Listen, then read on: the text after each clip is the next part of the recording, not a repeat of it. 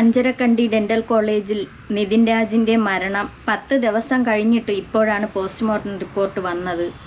സാധാരണ 1-2 ദിവസം കൊണ്ട് പോസ്റ്റ്മോർട്ടം റിപ്പോർട്ട് വരാനുള്ളതാണ്.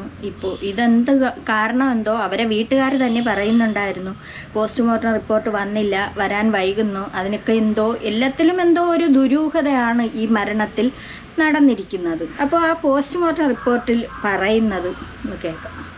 ഏറ്റവും പ്രധാനപ്പെട്ട ഭാഗം എന്ന് പറയുന്നത് ഒരു വീഴ്ചയിലൂടെയാണ് മരണമുണ്ടായിരിക്കുന്നത് എന്നതിന് സമാനമായ സൂചനകളാണ്. അതായത് തലച്ചോറിലും അതോടൊപ്പം തന്നെ നെഞ്ചിലും ഉണ്ടായ ആഴത്തിലുള്ള പരിക്കുകളാണ് മരണകാരണം എന്നാണ്. തലച്ചോറിൽ രക്തസ്രാവം ഉണ്ടായിരിക്കുന്നു, തലച്ചോറിൻ്റെ അകത്ത് നേരിയ പൊട്ടലുകൾ ഉൾപ്പെടെ, തലച്ചോറിനകത്ത് നേരിയ രീതിയിലുള്ള മുറിവുകൾ ഉൾപ്പെടെയുള്ള കാര്യങ്ങൾ അതിനകത്ത് ഈ പോസ്റ്റ്മോർട്ടം റിപ്പോർട്ടിൽ എടുത്തു പറഞ്ഞിട്ടുണ്ട്.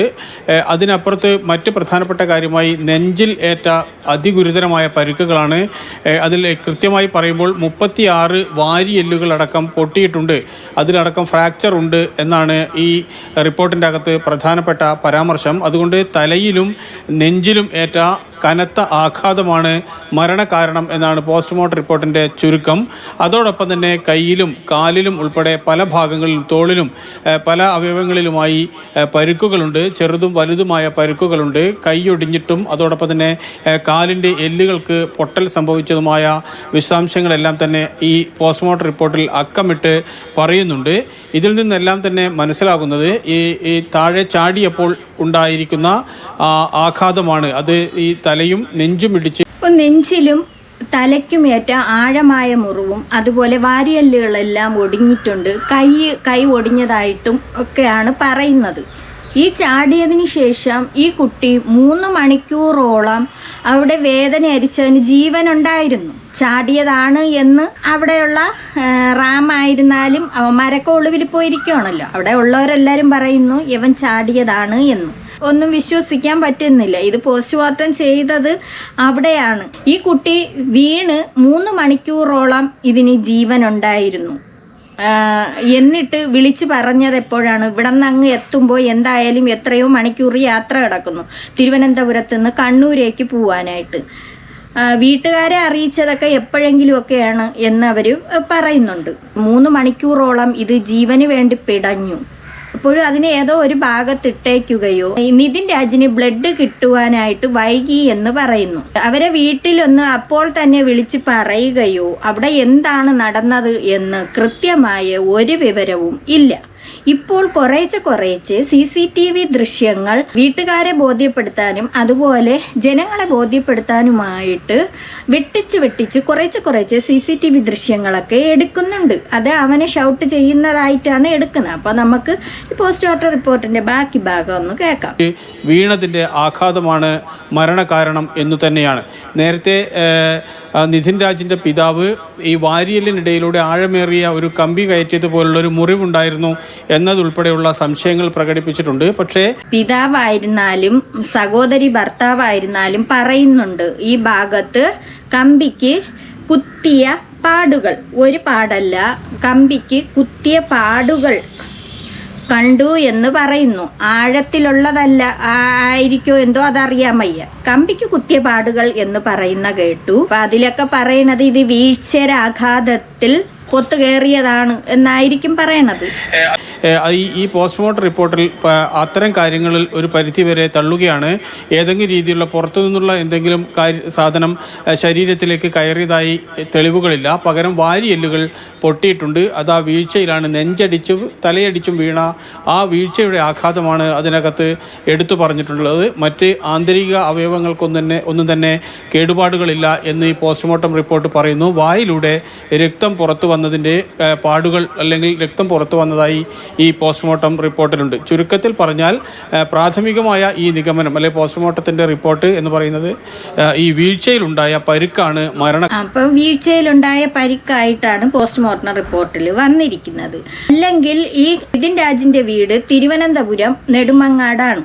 അപ്പോൾ ഈ തിരുവനന്തപുരം മെഡിക്കൽ കോളേജിൽ കൊണ്ടുവന്ന് അല്ലെങ്കിൽ വീട്ടുകാർക്ക് അങ്ങനെ വല്ല ഉണ്ടായിരുന്നുവെങ്കിൽ കൊണ്ടുവന്ന് പോസ്റ്റ്മോർട്ടം ചെയ്യാമായിരുന്നു. എന്താണ് ഈ കുട്ടിക്ക് സംഭവിച്ചത് എന്നറിയാൻ വേണ്ടിയിട്ട് അങ്ങനെയുള്ളൊരു സംശയം ഉണ്ടായിരുന്നെങ്കിൽ ഇവിടെ കൊണ്ടുവന്ന് പോസ്റ്റ്മോർട്ടം ചെയ്യാമായിരുന്നു. ഇതിപ്പോൾ അവിടെ പോസ്റ്റ്മോർട്ടം കഴിഞ്ഞ് എല്ലാം കഴിഞ്ഞതിന് ശേഷമാണ് ഇങ്ങ് വീട്ടിൽ കൊണ്ടുവരുന്നത്. അപ്പോഴും നമുക്ക് തന്നെ ഊഹിക്കുമ്പോൾ എന്തോ ഒരു വീട്ടുകാർക്ക് തന്നെ അതിലൊരു ഡൗട്ട് തോന്നി. ഇത്രയും ദിവസമായി, 10 ദിവസത്തിന് മുകളിലോട്ടായി, ഇപ്പോഴാണ് പോസ്റ്റ്മോർട്ടം റിപ്പോർട്ട് വരുന്നത്. ഈ കുട്ടിയുടെ മരണം അങ്ങോട്ട് നടന്ന് അതിൻ്റെ അന്ന് തന്നെ തുടങ്ങി ലോൺ ആപ്പ് വഴി നിതിൻ രാജ് പണം എടുത്തു. അതിൻ്റെ പേരിലുള്ള അന്വേഷണത്തിലേക്ക് പോയി. ഒരു കുട്ടി കെട്ടിടത്തിന് മുകളിൽ നിന്ന് വീണു, അഥവാ വീഴട്ടെ, ചാടിയതാവട്ടെ. പക്ഷേ അതിന് പിന്നെ ലോൺ ആപ്പുമായി എന്താണ് ബന്ധം? ഒരുപാട് ആരോപണങ്ങൾ വന്നു. മറ്റുള്ള കുട്ടികൾ ആരോപണങ്ങളുമായിട്ട് മുന്നോട്ട് വന്നു. നമുക്ക് ആ കോളേജിൽ നിന്നും, റാമിൽ നിന്നും, സംഗീതയിൽ നിന്നുമൊക്കെ ഒരുപാട് അനുഭവങ്ങൾ ഉണ്ടായി. ജാതിയുടെ പേരിലും പണത്തിൻ്റെ പേരിലും നിറത്തിൻ്റെ പേരിലും ഒരുപാട് ആക്ഷേപങ്ങൾ ഉണ്ടായിട്ടുണ്ട്. ഈ സാറന്മാരുടെ പേരിൽ ഒരു പരാതിയും വരാതിരിക്കാൻ വേണ്ടി അത് അങ്ങനെ ചെയ്ത് തീർത്തത്. അന്നൊക്കെ ഈ കുട്ടികൾ ഇതെല്ലാം മറച്ചു വെച്ചു. പിന്നെ അന്നേ ഇതിന് പ്രതികരിച്ചിരുന്നു എങ്കിൽ ഇതൊക്കെ ഇന്ന് ഈ കുട്ടി മരിക്കില്ലായിരുന്നു എന്നാണ് ജനങ്ങൾക്ക് തോന്നുന്നത്. അന്ന് അവർ രഹസ്യമായിട്ട് പരാതികൾ കൊടുക്കുകയും അങ്ങനെയൊക്കെയാണ് ചെയ്തത്. അതിനൊരു നടപടിയും എടുത്തില്ല. അതുപോലെ നിതിൻ രാജ് മരിച്ചപ്പോൾ ഈ കുട്ടികളാരും വീട്ടിൽ വരികയോ ആ അധ്യാപകരാരും ഒരു വിളിക്കുകയോ വരികയോ ചെയ്തില്ല. ഈ റാമെന്ന് പറയുന്ന പരമദ്രോഹി ഇയാൾ നിതിൻ രാജിനെ ഒരുപാട് ക്രൂരമായിട്ടുള്ള വാക്കുകളുണ്ടായിരുന്നാലും അല്ലാതെ തന്നെ പീഡിപ്പിച്ച് കാണും. എന്നിട്ട് അയാളാണ് ഈ പറയുന്ന നിറത്തിൻ്റെ കാര്യം പറയുന്നുണ്ട്, പണത്തിൻ്റെ കാര്യം പറയുന്നുണ്ട്, എന്തേലും പുഴുത്ത പട്ടി എന്ന് വിളിക്കുന്നുണ്ട്, ജാതി അധിക്ഷേപിക്കുന്നുണ്ട്, ഇങ്ങനെയൊക്കെ ചെയ്യുന്നുണ്ട് ഇവർ. എന്നിട്ട് ഇവനാണ് ഇതിന് ഉത്തരവാദി എന്നാണ് പറയുന്നത്. അതുപോലെ പ്രിൻസിപ്പാൾ എന്ന് പറയുന്ന എന്തോ വിനോദോ, അവരൊക്കെ എല്ലാവരും ഇതിന് ഉത്തരവാദിയാണ്. ഇപ്പോൾ റാമും അതുപോലെ സംഗീതയൊക്കെ ഒളിവിൽ പോയിരിക്കുകയാണ്. എന്തുകൊണ്ട് ഇവർ ഒളിവിൽ പോയി? ഇവർ തെറ്റുകാരല്ലെങ്കിൽ ഇവരെന്തുകൊണ്ട് ഒളിവിൽ പോയി? ഇവർ ഒളിവിൽ പോയി ഇരുന്നു കൊണ്ട് ജാമ്യാപേക്ഷ നൽകിയിരിക്കുകയാണ്. ഇത്രയും ദിവസമായിട്ടും പോലീസിന് അവരെ പിടിക്കാൻ കഴിഞ്ഞില്ല. അതെന്തുകൊണ്ടാണ്?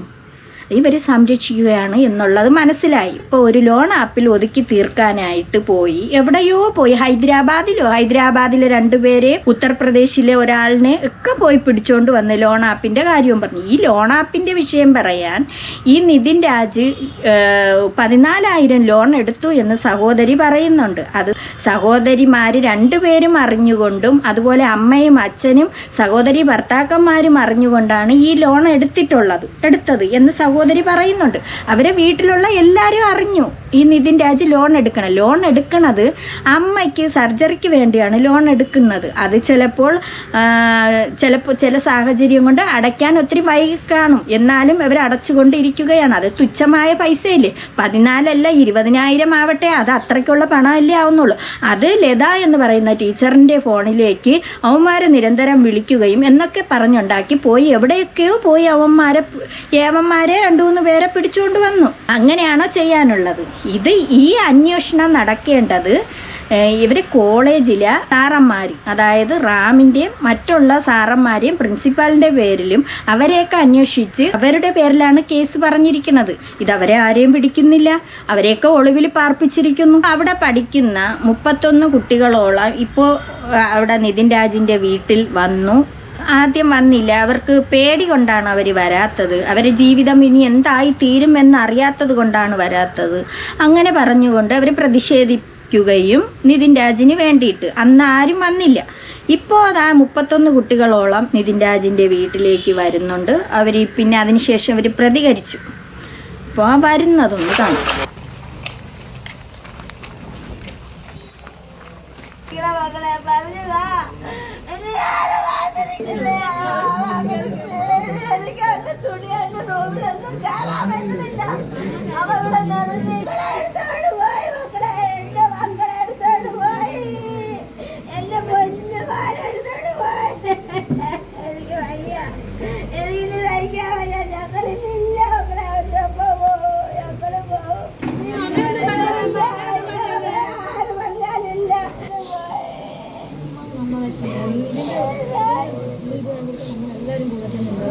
നിങ്ങൾ സന്തോഷമായിട്ട് പോണം കോളേജില്. അതാണ് ഞാൻ പറയണെന്ന് വെച്ചാ നീതി അവന് കിട്ടണം. നീതി കിട്ടിയിട്ട് ഞാൻ അച്ഛൻ ഇന്നില്ല മക്കളെ ഈ ലോകത്തില്ല. ഇല്ല ഇല്ല ഇല്ല ഇല്ല പറ്റൂല മക്കളെ, ഞങ്ങളെ കൊണ്ട് പറ്റൂല. അവര് കുടുംബം ജീവിച്ചിരിക്കൂല എന്ന് ആ സഹോദരി തന്നെ പറയുന്നുണ്ട്. നീതി കിട്ടിയില്ലെങ്കിൽ ഈ കുട്ടികളോട് ആ അമ്മ പറയണതും അങ്ങനെ തന്നെ. അമ്മയ്ക്ക് ഇടയ്ക്ക് സുഖമില്ലാതെയൊക്കെ അവർ ഹോസ്പിറ്റലിലൊക്കെ ആയിരുന്നു.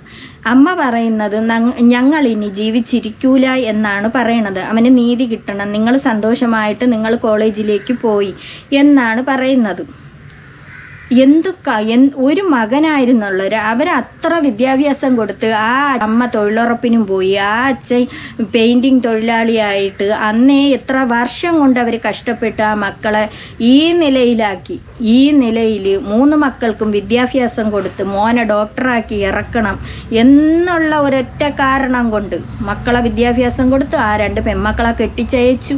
ആ ഒരു അച്ഛൻ അത്രയ്ക്ക് നല്ല ഒരു അച്ഛനായിട്ടാണ് ഇത്രത്തോളം ആക്കിയെടുത്തത്. ആ അച്ഛൻ തന്നെ പറയുന്നുണ്ട്, ഞാൻ എൻ്റെ മക്കൾക്ക് വേണ്ടി, ശരിയാണ്, ലോക ജനങ്ങൾക്ക് മനസ്സിലാവും ആ അച്ഛൻ മക്കൾക്ക് വേണ്ടിയാണ് കഷ്ടപ്പെടുന്നതെന്ന്.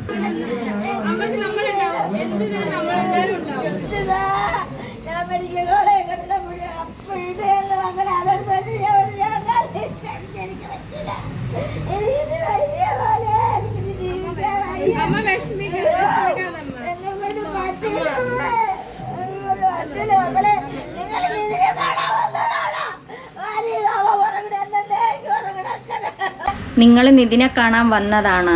അമ്മയെ കൊണ്ട് സഹിക്കാൻ പറ്റുന്നില്ല, ആരെ കൊണ്ടായാലും സഹിക്കാൻ പറ്റൂല. അവരത്രയ്ക്ക് അവരെ മനസ്സിൽ ആ പ്രതീക്ഷയോടുകൂടി വളർത്തിയ ഒരു മകനായിരുന്നു. ആ സഹോദരിമാരെന്ന് വെച്ചാൽ ആ നിതിൻ രാജിന് ജീവനായിരുന്നു. എന്ത് കാര്യം ഉണ്ടെങ്കിലും അപ്പോഴപ്പോഴും അറിയിക്കുമായിരുന്നു. കോളേജിൽ നടക്കുന്ന എല്ലാ കാര്യങ്ങളും അറിയിക്കുമായിരുന്നു. ഇപ്പോൾ വന്ന് സമാധാനിപ്പിച്ചിട്ടൊന്നും ഒരു കാര്യവും ഇല്ല. അന്ന് അവർ പ്രതീക്ഷിച്ചിരുന്നു ഈ കുട്ടികളാരും വന്നില്ലല്ലോ എന്ന് പല മീഡിയയുടെ മുന്നിലും പറഞ്ഞിരുന്നു. ആരും വന്നില്ല, ഒരു കോള് പോലും വിളിച്ചില്ല. എല്ലാവരും പേടിച്ച് ഭയന്ന് ഇരുന്ന് ബാക്കിയുള്ളവരെന്താണ് പറയുന്നതെന്ന്. പോകണമെങ്കിൽ അങ്ങ് പോട്ടെന്ന് വെക്കണമായിരുന്നു. വേറെ കോളേജുകളില്ലേ, അവിടെ പോയി അഡ്മിഷൻ എടുക്കണമായിരുന്നു. കോളേജ് പൂട്ടിക്കണം. അയ്യോ എനിക്ക് കാണാതെ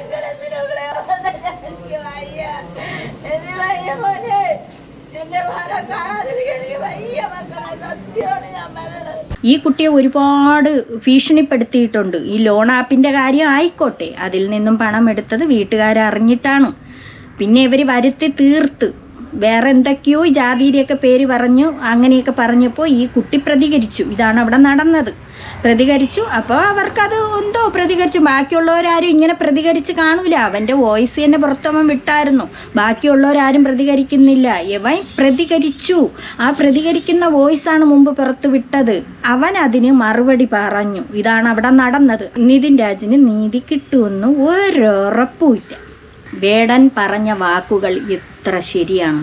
കേരളത്തിലെ ജാതി സമൂഹത്തിന്റെ അവസാനത്തെ ഇരയാണ് നിതിൻ. കേരളത്തിലെ പൊതുവിടങ്ങളിലെ വിദ്യാഭ്യാസ സ്ഥാപനങ്ങളിലെ ജാതിയാണ് പഠിക്കണം എന്ന ആഗ്രഹത്തോടു കൂടി വന്ന ആ പയ്യനെ കൊന്നുകളഞ്ഞു. നിതിന്റെ അപ്പനും അമ്മയ്ക്കും നീതി കിട്ടിയിട്ടില്ലെങ്കിൽ കേരളത്തിലെ പൊതുസമൂഹത്തിന് നീതി കിട്ടിയിട്ടില്ല എന്നാണ് അതിന്റെ അർത്ഥം. എത്ര ശരിയായ വാക്കുകളാണ് ഇപ്പോൾ പറയുന്നത്. ഈ റാമെന്ന് പറയുന്ന ചെറ്റ അവനൊന്നും ആ സ്റ്റാഫ് റൂമിൽ ഇല്ലായിരുന്നു എന്നാണ് പറയണത്. അത് വെറുതെയാണ്. ഇവരെ 4 പേരടങ്ങുന്ന സംഘം, 4 പേരെ മാത്രം അതിൽ കാണിക്കുന്നുണ്ട്. നിതിൻ രാജിനെ കാണിക്കുന്നുണ്ട്. അവൻ്റെ അടുത്ത് ലോൺ ആപ്പിൻ്റെ കാര്യം പറഞ്ഞുകൊണ്ട് ഷൗട്ട് ചെയ്യണതായിട്ട് കാണിക്കുന്നുണ്ട്. അവനതിന് മറുപടി പറയുന്നു. എന്നിട്ട് ഇവൻ്റെ നിതിൻ രാജിൻ്റെ തള്ളയ്ക്കും തന്തയ്ക്കും ഒക്കെ അവിടെ വിളിക്കണത് അത് കേൾക്കാമായിരുന്നു.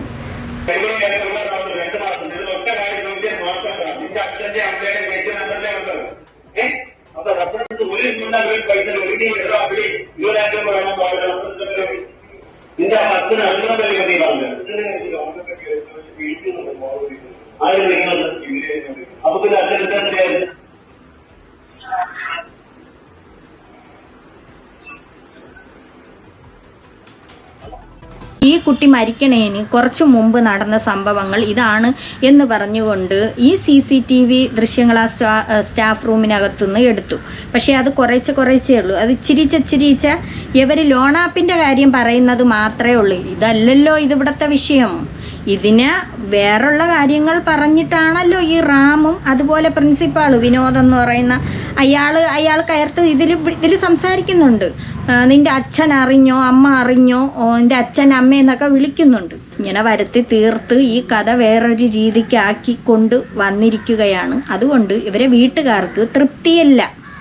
ഈ അന്വേഷണത്തിൽ തൃപ്തിയല്ലെന്ന് സഹോദരി ഭർത്താവ് പറയുന്നുണ്ട്. 2-3 ദിവസം മുമ്പ് വരെ കുഴപ്പമില്ലാതെ പോയി അന്വേഷണം. പക്ഷേ ഇത്രയും ദിവസമായിട്ട് റാമെന്ന് പറയുന്ന ഈ പരമദ്രോഹിയായ യവനും സംഗീത എന്ന് പറയുന്നവരും പ്രിൻസിപ്പാളായിരുന്നാലും മറ്റേ 2 എണ്ണം ഒളിവിൽ പോയി. എന്നാലും ബാക്കിയുള്ളവരും ഇതിൻ്റെ പിന്നിൽ ഒത്തു കളിച്ചു. ഇവരെ സംരക്ഷിക്കാൻ ഒരുപാട് പേരുണ്ട്. ഇവരെ സംരക്ഷിച്ച് ഒളിവിലിരുത്തിക്കൊണ്ട് ജാമ്യാപേക്ഷ നൽകിയിരിക്കുകയാണ്. ഇത്രയും നാൾ അവനെ പിടിക്കാൻ പറ്റില്ല, ലുക്കൗട്ട് നോട്ടീസ് അയച്ചു. കൊള്ളാം, നല്ല കഥ. ലുക്കൗട്ട് നോട്ടീസ് അയച്ചു എന്നൊക്കെ പറയുന്ന പാവങ്ങളായതുകൊണ്ട്, ഒരു പാവപ്പെട്ട കുടുംബത്തിലെ പയ്യനായതുകൊണ്ട് ഇതെല്ലാം ഇങ്ങനെ എല്ലാ കാര്യങ്ങളും നടക്കുന്നു. അതുപോലെ പണവും പിടിബലവും ഉണ്ടെങ്കിൽ എല്ലാ കാര്യങ്ങളും മുറ പോലെ നടന്നു പോവും. പണമില്ലേ, അത് പിന്നിലോട്ട് തന്നെ പോവും. ആ കുടുംബത്തിന് ഈ കണക്കിന് പോയാൽ നീതി കിട്ടൂല, അത് ഉറപ്പാണ്. ഒന്മാരവിടെ ഇരുന്നു കൊണ്ട് ജാമ്യാപേക്ഷ നൽകി ഇതുവരെയും പിടിക്കാൻ പറ്റിയില്ല എന്ന് പറയുന്നുണ്ട്. ഇത് നീതി കിട്ടുന്ന ഒരു ലക്ഷണവുമില്ല. ഈ കുട്ടി എടുത്ത് ചാടിയതാണോ? ഇപ്പം ഇത് പറഞ്ഞ് ലോൺ ആപ്പിൻ്റെ വിഷയം പറഞ്ഞാണല്ലോ നടക്കുന്നത്. ഇതുകൊണ്ടല്ല. അവൻ ഒരുപാട് ആ സ്റ്റാഫ് റൂമിൽ ഭീഷണി നേരിട്ടിട്ടുണ്ട്. അതിൻ്റെ ഒന്നും CCTV ദൃശ്യങ്ങളില്ല. ഇതിൻ്റെ കാര്യം പറയുന്നത് മാത്രം അവർ കട്ട് ചെയ്ത് ഇങ്ങനെ അവർ കാണിക്കുന്നുണ്ട്. മറ്റുള്ള സ്ത്രീകളും ഒരു മൊട്ടയായ അയാളും ഒക്കെ അതിനകത്ത് ഇരിപ്പുണ്ട്. ഇതൊന്നുമല്ല സംഭവം. ഇതിനകത്ത് വേറെ എന്തൊക്കെയോ അവന് സംഭവിച്ചു. അതിന് മാനസികമായിട്ടും ശാരീരികമായിട്ടുമുള്ള ക്രൂരപീഡനങ്ങൾ അവൻ അതിനകത്ത് നടന്നിട്ടുണ്ട്. ഇനി ഈ കുട്ടി തന്നെയാണോ ഇത് ചെയ്തതെന്നും അറിയാൻ വയ്യ. ഇവന്മാരെ എല്ലാത്തിനെയും നിയമത്തിൻ്റെ മുന്നിൽ കൊണ്ടുവരണം. എങ്കിൽ മാത്രമേ ഇനി അവിടെയുള്ള കുട്ടികൾക്ക് ഒരു നീതി കിട്ടുകയുള്ളൂ. നിതിൻ രാജിന് നീതി കിട്ടിയാൽ മാത്രമേ ആ കുട്ടികൾക്ക് നീതി കിട്ടൂ എന്ന് ഉറപ്പ് വരുള്ളൂ. അതുപോലെ ആ ഒരു കുടുംബത്തിൽ ഒരു പ്രതീക്ഷയില്ല. അവർക്ക് ആ കുടുംബം പറയുന്നത് നിതിൻ രാജിന് നീതി കിട്ടിയില്ല എന്നുണ്ടെങ്കിൽ അവരാരും ജീവിച്ചിരിക്കൂല എന്നാണ് പറയുന്നത്.